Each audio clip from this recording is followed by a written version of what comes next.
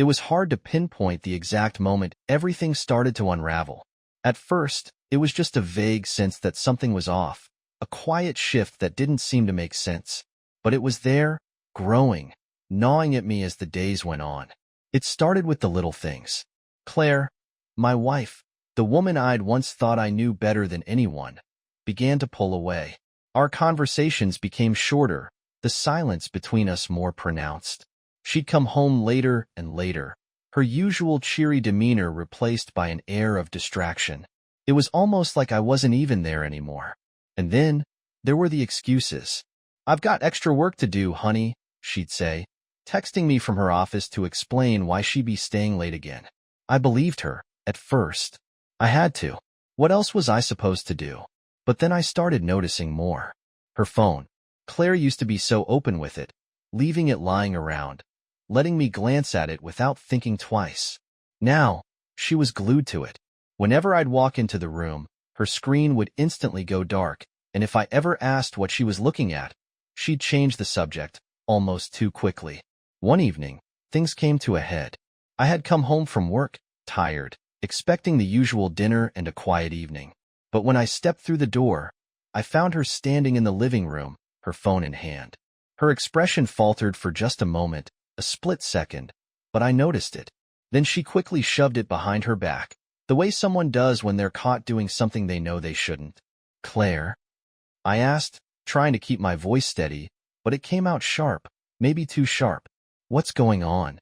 She gave a small laugh, a nervous, forced thing. "Nothing, John. Just work stuff." I didn't buy it. Something inside me snapped. My instincts screamed at me to see what she was hiding. "Let me see your phone." Her eyes flickered, and for a moment, I could see the panic in them. "What for?" she asked, too quickly, her tone defensive. "Claire," I said, moving toward her. "Let me see it." Reluctantly, she handed it over. I unlocked it, my hands shaking, but when I opened the messages, it hit me like a punch to the gut. There, at the top of the screen, were messages between Claire and her boss, Victor Blackwell. The content was unmistakable. "Let's meet up after work," one message read. "I need your input on something personal." Another message said, "I'll be waiting for you, same time, same place." There were no other details, but the subtext was clear. It wasn't just about business. This wasn't about some office meeting. My mind raced, but I couldn't process it all at once. The air in the room felt heavier, suffocating. I couldn't even look at her. I felt like the ground beneath me was shifting, threatening to swallow me whole.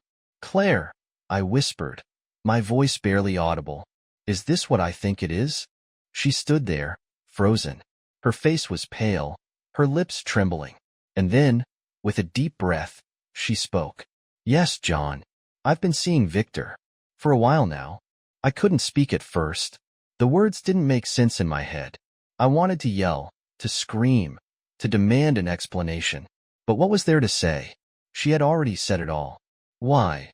I finally managed to choke out. "Why him? Why Victor?" Her eyes darted around, avoiding mine. "He's successful, John. Powerful. He has everything. Everything I've always wanted. Things you can't give me." Her voice dropped, becoming quieter. "He sees me, really sees me. He makes me feel wanted. Like I'm more than just a housewife." I couldn't believe what I was hearing. My brain screamed at me to make her understand, to make her see how wrong she was, how much she was tearing apart. But I was too numb, too lost in the weight of what she had just confessed. "Claire," I whispered, my voice shaking, "you've ruined us. You've ruined everything." She didn't even try to defend herself anymore. She just looked at me with hollow eyes, as if she already knew there was no coming back from this. The days that followed were a blur of arguments and silence. The nights were the worst. I'd lie awake, staring at the ceiling, wondering how everything had gone so wrong. How could she do this to me? To us? How could she throw everything away for some guy? Victor Blackwell, of all people. He was everything I wasn't. Ambitious, successful, driven. I couldn't help but compare myself to him. What was I to her, really? Just a man she had grown bored of? But as angry as I was, as devastated as I felt, a new emotion started creeping in. one I didn't expect. Revenge. I wasn't going to let this slide. Not by a long shot. I began watching Victor. I learned everything I could about him. Where he went. What he did. His routines. His habits. He was a man who craved power and influence, who enjoyed the attention he got from his success. It didn't take long for me to realize he had weaknesses, too. And one of those weaknesses? His constant search for new business opportunities. The man thrived on it, feeding off the thrill of his expanding empire. I wasn't stupid. I knew there was a way in. But before I could put my plan into action, I needed to know more. Enter Lily, Claire's co-worker and, for some reason, the only person I could talk to about this. Lily was different from Claire. Kind, empathetic, and sharp. She didn't buy into Victor's charm, and she suspected what was going on before I even had all the facts. She had her suspicions about Victor's motives with Claire, and although she tried to stay neutral, I could see the sympathy in her eyes when she looked at me. "John, you deserve better," she told me one evening, after I'd vented for what felt like hours. But I don't think Claire sees that right now. She's caught up in the excitement of Victor's world. "I'm going to make her see it," I said, my voice low and filled with a bitterness I hadn't felt before. "And I'm going to make Victor pay for this." Lily didn't say anything at first. She just nodded slowly, as if weighing her next words. "Just be careful, John.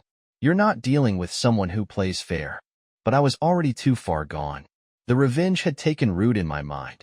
I would bring Victor down. I would make him regret ever touching my wife. And Claire? She would feel every ounce of my pain. Once the weight of Claire's betrayal settled in my mind, I knew I couldn't just let it be. I couldn't let her and Victor Blackwell think they could get away with it. I wasn't just going to wallow in my pain.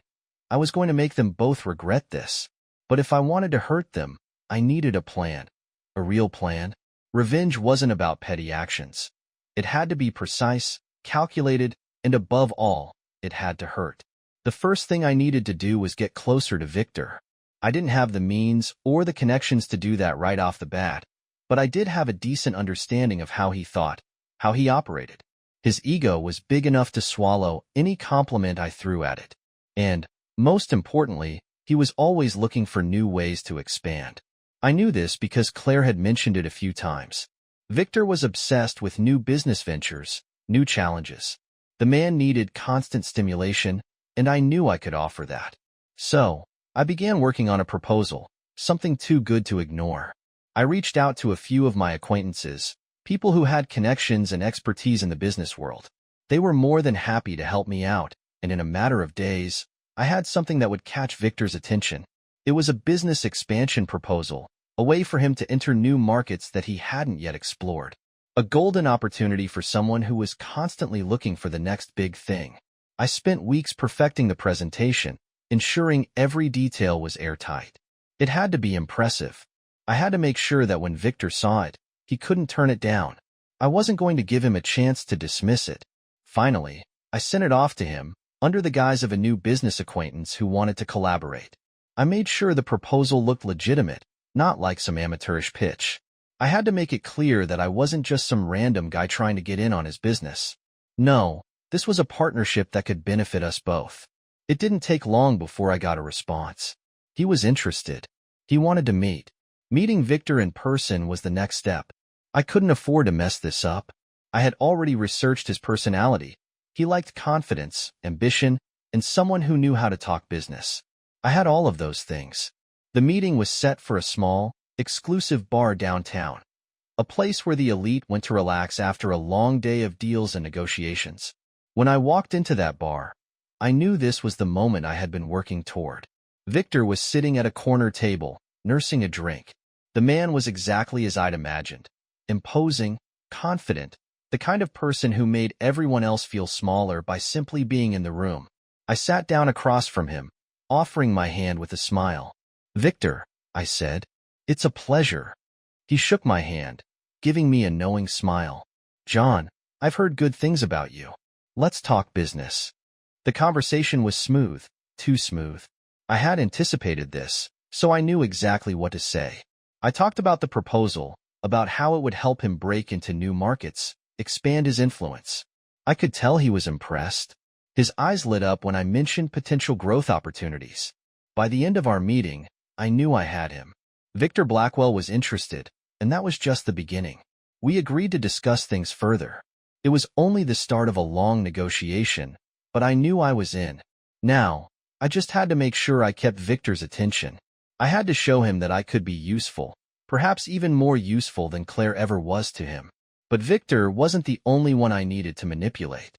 I also needed to find a way into his personal life. I wasn't just going to ruin his career. I was going to ruin his marriage, too.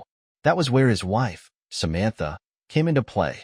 I began to dig deeper into Victor's life, looking for cracks in his perfect image. It didn't take long before I learned something that could be useful. One of his employees, Thomas, had a lot to say.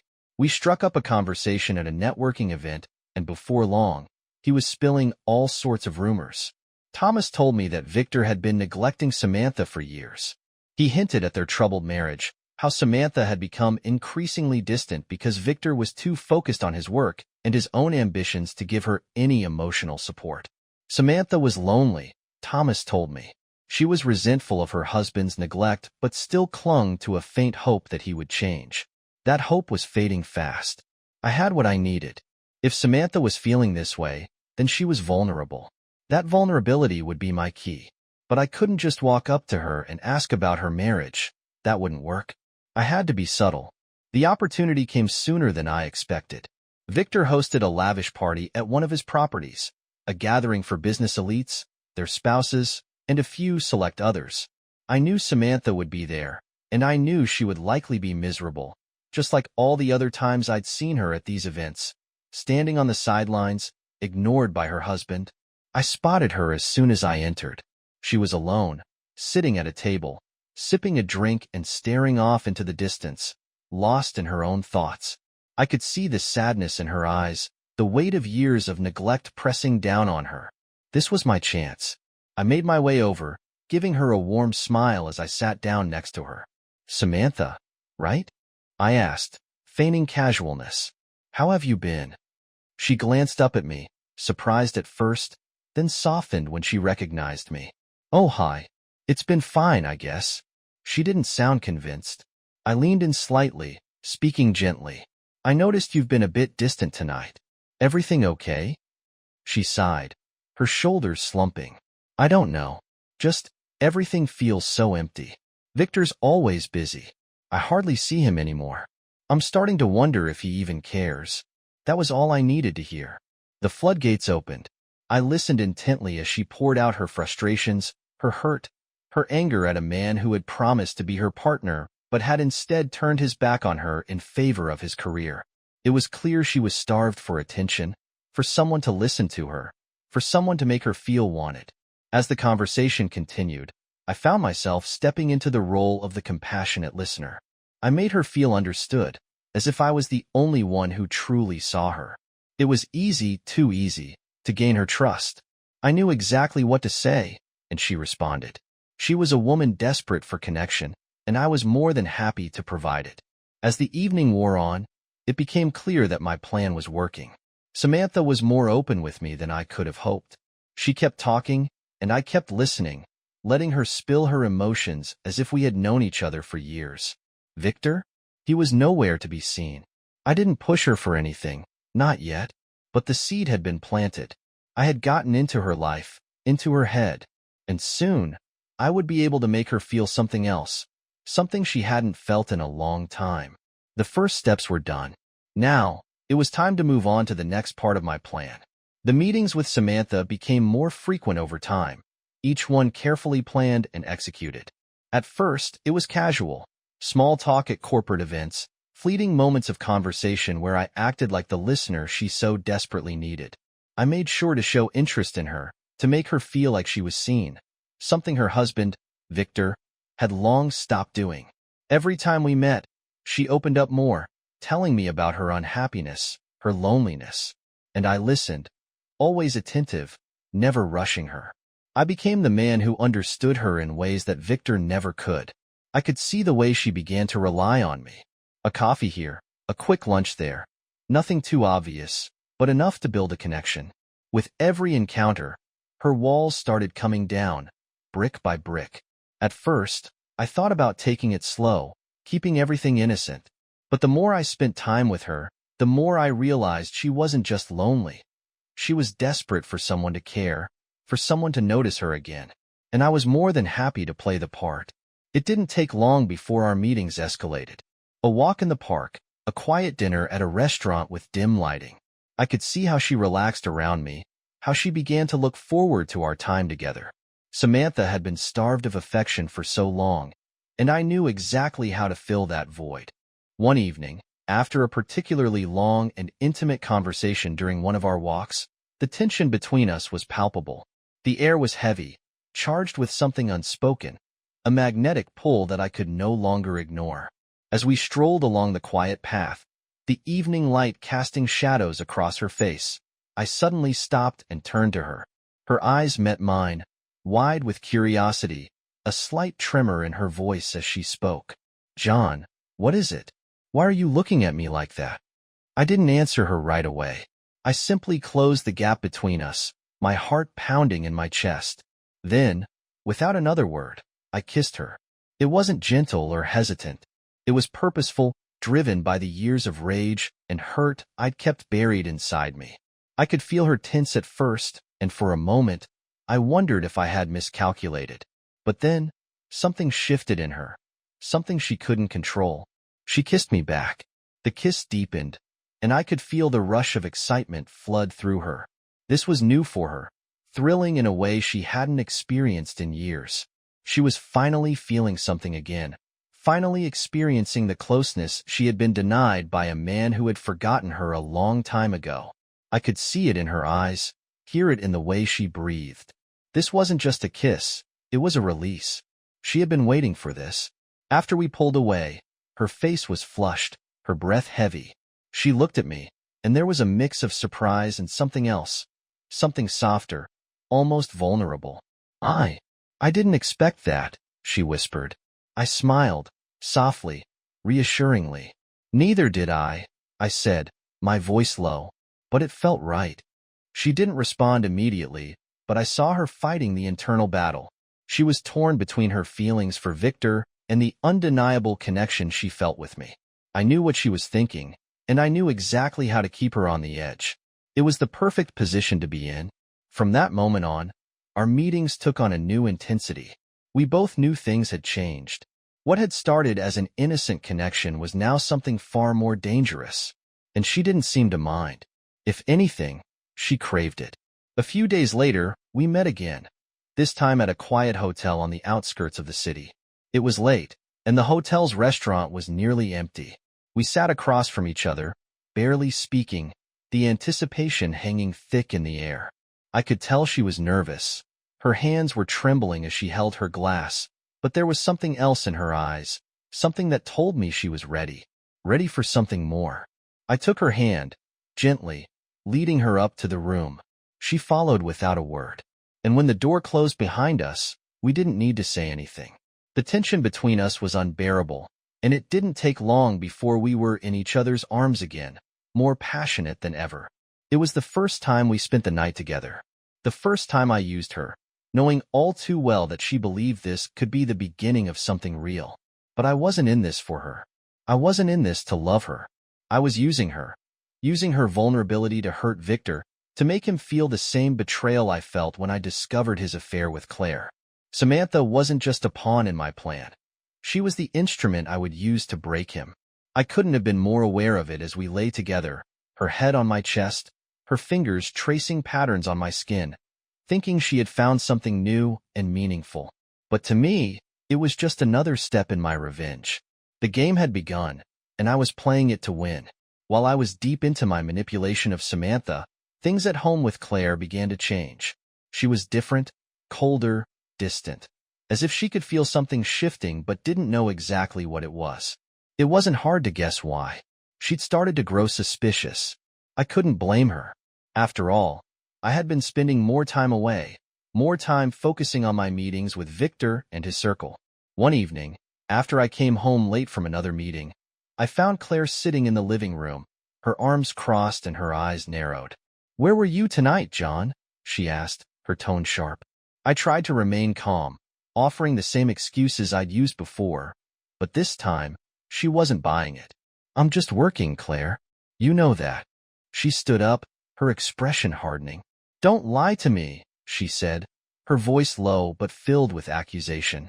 "I know something's going on. I've been following you." I froze, my heart racing. "What do you mean, following me?" "Don't play dumb," she spat. "I've seen the way you've been acting, the way you've been disappearing. You think I don't notice?" Her voice shook with a mix of anger and fear. "You're having an affair, aren't you?" For a split second, I saw a flicker of doubt in her eyes. She wasn't completely convinced, but the paranoia was starting to settle in. I had to tread carefully. If she figured out the truth too soon, everything would fall apart.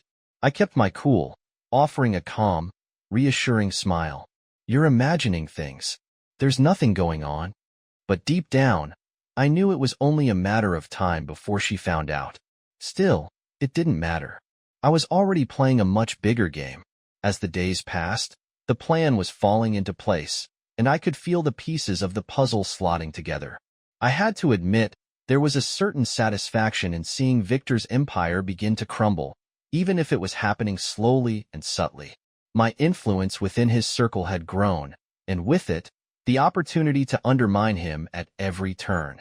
I started by quietly planting seeds of doubt about Victor's leadership. At first, it was nothing overt, just casual conversations with the right people who were either competitors or employees disgruntled by his leadership style. I began speaking to key stakeholders and investors, dropping hints about Victor's increasing distraction. He'd been spending more time focusing on personal matters than on the future of his company, I said. And in meetings, his decisions had become erratic, driven more by emotion than by strategy. The more I spoke, the more I realized how much power I had to control the narrative. I didn't need to tell outright lies. All I had to do was provide the right information to the right people, and Victor's reputation would begin to tarnish without him ever suspecting where it was coming from. As I worked my way deeper into Victor's circle, I found myself surrounded by people who were more than willing to confirm these rumors. Some of Victor's colleagues were growing wary of his behavior, and others, who had long been disenchanted with his management style, were eager to listen to anything that might confirm their own doubts. I could see the cracks starting to show in Victor's foundation. Deals that were once easy to secure now felt like battles. His employees, once loyal, were starting to whisper behind his back. The seeds of discord I had sown were beginning to sprout, and I knew it was only a matter of time before the whole thing would come crashing down. But I wasn't done yet. My focus was now on gathering evidence, and that meant going after both Victor's personal life and his business dealings. If I was going to destroy him, I needed more than just rumors. I needed something concrete. That's where Lily came in. She had become my inside source at Claire's workplace, and I had learned to rely on her for valuable information. She had always been close to Claire, so I figured she could give me the inside scoop on what was going on behind closed doors. I asked Lily about Victor and Claire's relationship at work. At first, she was hesitant to share too much, but after a few conversations, she began to open up. She told me that their affair had caused quite a stir at the office. Colleagues were gossiping, making snide comments about their special relationship. It was no secret anymore, and the tension was palpable. But what really interested me were the rumors about Victor's shady business dealings. Lily mentioned that there were whispers about some deals that didn't quite add up, sketchy transactions, unaccounted for expenses, and shady contracts. These could be the things that would finally bring Victor down, not just in the eyes of the people around him, but in the eyes of the law. I didn't waste any time. I dug deeper, pulling in more information from Lily and from people who worked closely with Victor. The more I learned, the more I realized how many weaknesses he had, how much dirt I could dig up. I didn't need to rush. The evidence would come in time. But the fact that I was already one step ahead of him felt empowering. At home, things were becoming increasingly tense. Claire had started to notice my behavior shifting, and she was growing more suspicious by the day. The subtle changes were becoming too obvious for her to ignore. I was spending more time away from home, but it wasn't just that. She was noticing the small details. My phone would buzz with messages late into the night, and I had been getting increasingly distant, both physically and emotionally. She was starting to pick up on the fact that I was preoccupied, that something was off. One evening, as I walked in late after another long day with Samantha, Claire confronted me. Her voice was tight with frustration, and her eyes were filled with suspicion. "John, what's going on with you?" she asked. "Where have you been?" I kept my face neutral, but inside, I could feel the pressure building. "I've been working, Claire. You know that." "No," she snapped. "It's not just that. You've been so distant lately, so cold. I don't know what's going on with you, but it's driving me crazy." I could feel my pulse quicken. I knew she was getting closer to the truth, but I wasn't about to let her figure it out. "You're overthinking it, Claire," I said calmly, playing it cool. "I'm just focused on the things I need to get done." She glared at me for a moment, her suspicions written all over her face. But I knew she was still conflicted. She had her own guilt to deal with. Her affair with Victor was weighing heavily on her, and that kept her distracted. It was enough to keep her from pushing too hard. She was too caught up in her own lies to dig too deeply into mine. I let the conversation die there, but I could see the cracks in her facade. She was beginning to question things, but she didn't yet have the full picture.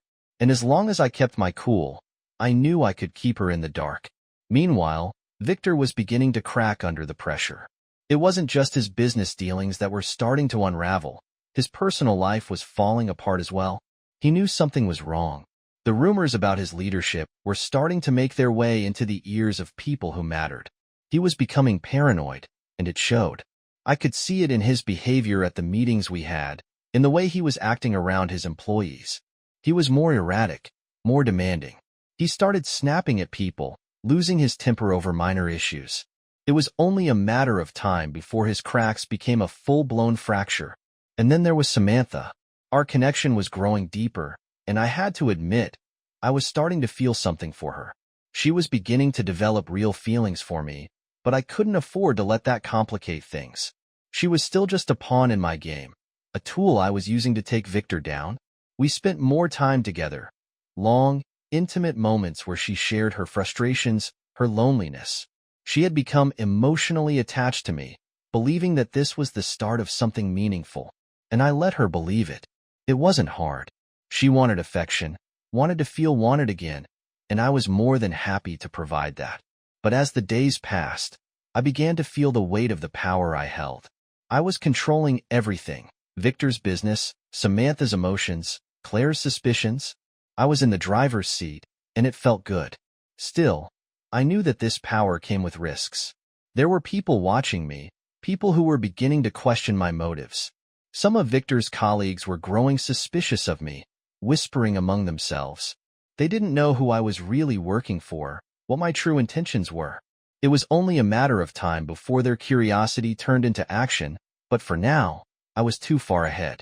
Everything was falling into place. It was just a matter of when, not if, Victor and Claire would fall apart completely. The time had come.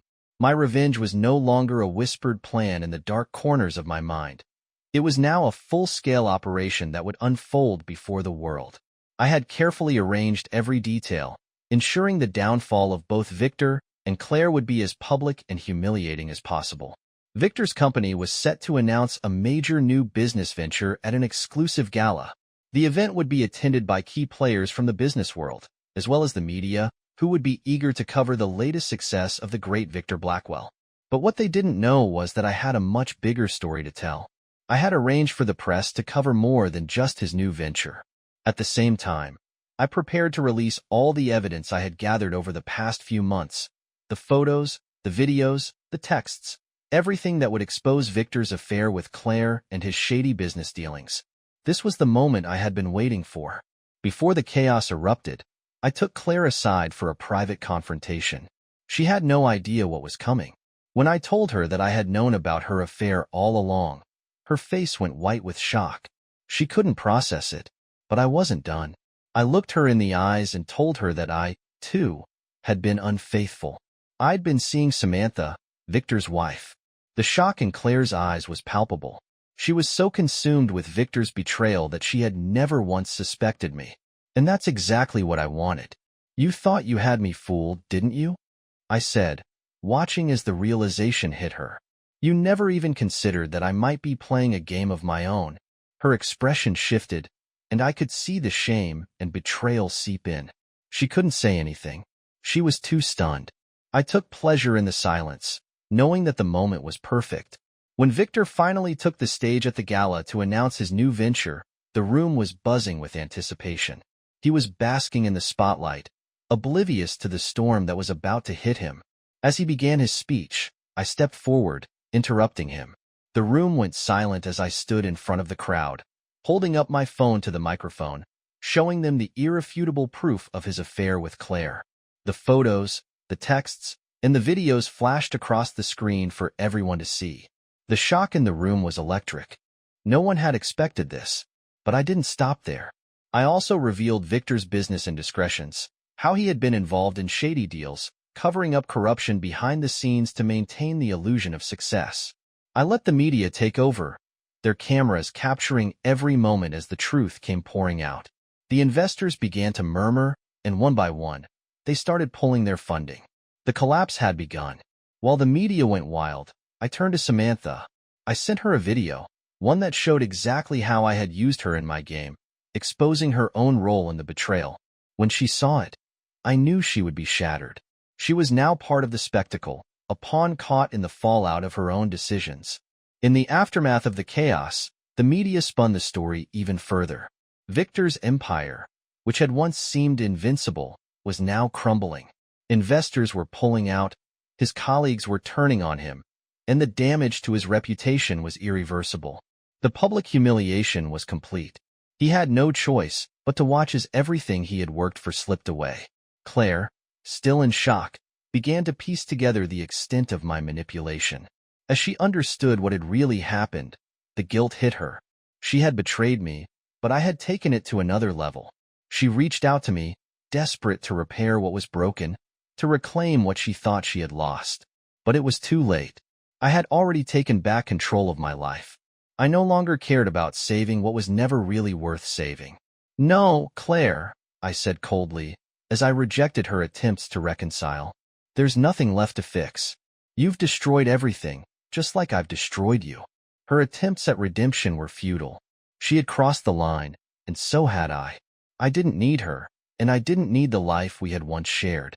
The guilt she felt would be her burden to bear, not mine. Samantha, too, was left reeling. She confronted me, furious, tears streaming down her face as she realized how thoroughly I had used her. She had believed that we shared something real, that I cared about her. But to me, she had just been a means to an end. "You were never anything more than a pawn in my game," I said, my voice detached. Her anger was justified, but it didn't matter anymore. Our relationship had never been real.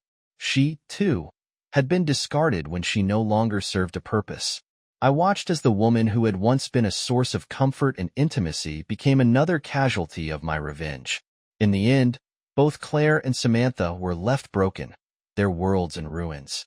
As for me, I felt nothing but a strange sense of calm. The revenge I had sought had been carried out, and the pieces of their lives had scattered. But there was no satisfaction, no triumph in the destruction. The power I had gained had come at too high a price. Victor's downfall had opened a door for me. Thomas, a rival businessman who had been waiting in the wings, offered me a partnership. He saw the potential in me, and together, we could build something new, something untouched by the wreckage I had left behind. I walked away from the wreckage of my past. No more lies. No more manipulation. It was time to start over, free from the shackles of revenge and the toxic relationships that had once defined me. The story was over, and as I looked ahead, I knew I could rebuild. But it wouldn't be with Claire. It wouldn't be with Samantha. It would be on my terms, and no one else's. In the end, I walked away from the ruins of the lives I had shattered, ready to forge a new path, a path that was mine and mine alone.